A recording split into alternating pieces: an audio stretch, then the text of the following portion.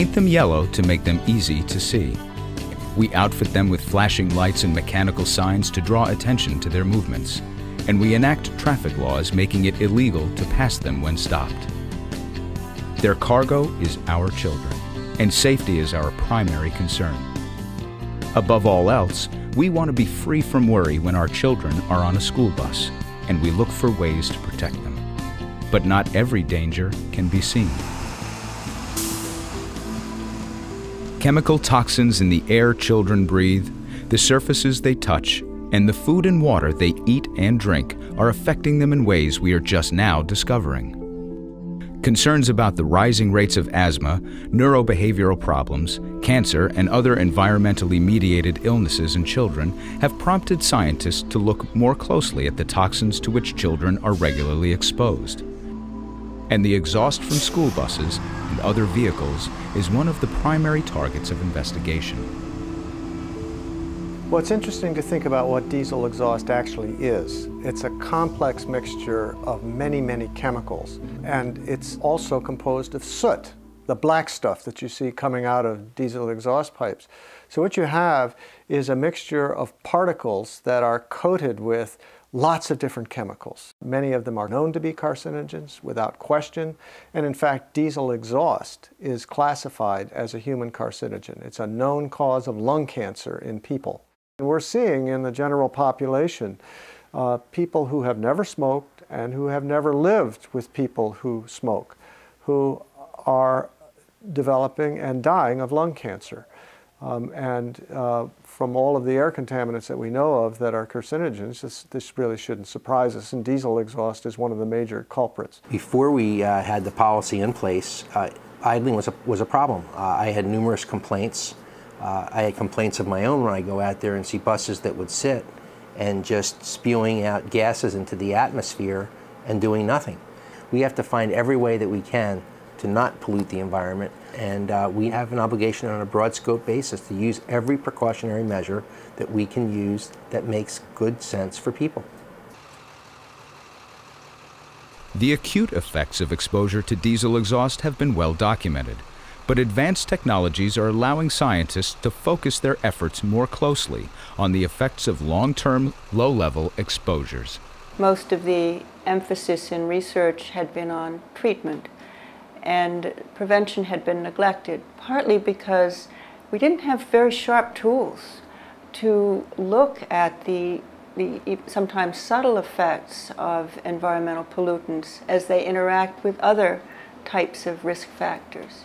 Using advanced testing methods, Dr. Frederica Pereira and her team are able to measure subtle changes in blood or urine which can document the exposures which have been received internally, including indications of potential damage to DNA or the immune system. We're looking at the interactions between air pollutants and allergen exposures and how the co-exposure to these pollutants might increase risk of allergic sensitization and eventually of asthma in children. And the whole purpose of this research, as in everything we're doing, is to identify the harmful causal agents and then design interventions to prevent these exposures, certainly reduce them as low as they possibly can be. The pattern of exposures to diesel exhaust on school buses varies with engine age and condition, window configuration, temperature and humidity factors, as well as traffic conditions. But one other factor seems to be especially significant. Idling school buses, lined up one behind the other as children load, can quickly fill with a mixture of chemicals including known human carcinogens, as well as chemicals that can exacerbate or even cause asthma. We know that absolutes are very difficult to find in science, but there is a significant amount of emerging research that indicates that this is problematic, that that's the reason I use the word obligation. It becomes an obligation for school leaders to be proactive. If we don't protect the children, who's going to protect the children? Diesel exhaust in many asthmatics will be one of a number of things that will increase both the severity and the frequency of asthma attacks. And of course, if there's idling going on, school buses might come up to a school and be allowed to continue to run while they're loading. And so the entire area, that micro environment around the school, becomes contaminated with diesel exhaust that then lots of children are breathing, and which is infiltrating into the buses, and so they're riding home with it as well.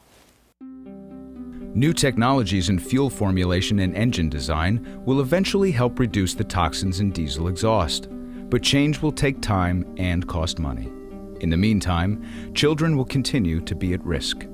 We accumulate the evidence and we look at that and we say, what pattern is beginning to emerge here? What picture is emerging here? And at some point we take that weight of evidence and we ask ourselves, is it sufficient to act? Do we know enough to act? And if the answer is yes, the next question is, well, are there alternative ways of accomplishing what we're trying to accomplish so that we get away from this thing of concern, whatever it happens to be in the environment? Is there an alternative? Not 1 minute idling, not 5 minute idling, not 10-second idling, no idling. And that's what the policy ought to be. It's what policy we've had here. It's worked beautifully. It's been wonderfully accepted in the community and by students and staff. No idling is the only policy that as a superintendent that I can recommend, because no idling is the only policy that I know will protect the students to the best of my ability. Children are uniquely vulnerable to environmental contaminants. Certain kinds of developmental processes are being initiated during development that can be disrupted and are then put off track for the lifetime of the individual. So environmental contaminants really have a much different impact on developing tissues than they do on adult tissues. Most of their student lives from the ages of 6 till 18 are spent in schools. So if in fact buses and cars and vehicles are idling around schools, there's invariably a link to something that can't be good. Many states and local municipalities have regulations limiting the idling of motor vehicles, but ordinances which restrict the idling to certain time limits are extremely difficult to monitor and enforce, and are largely ineffective at protecting children's health. If kids are distracted because they're coughing or having difficulty breathing, then it makes it difficult for them to learn as effectively. In many cases, we have to put in accommodations, and those cost a significant amount of dollars. So if we could do things to keep kids healthy so that, for example, students didn't have to have special accommodations due to environmentally caused illnesses, that would have a significant impact not only on the students' health, which is the most important thing, but also on the financial cost to taxpayers and to a school district. My sense is that we're living in a world that is essentially new and different than any world that humans have ever experienced before. So we need a new ethical framework for thinking about how we react to human activities in the world now, because the consequences are so profound, not only for the current generation, but for future generations. It seems to me that we have to, each of us, say, what are the things that we can do to help our students, help our community, and show that we're leaders. No idling has no cost and all positive results. So from my standpoint, it's a win-win for everybody, and it's something that school districts ought to be doing, and it was a privilege to be able to be the first one to do that.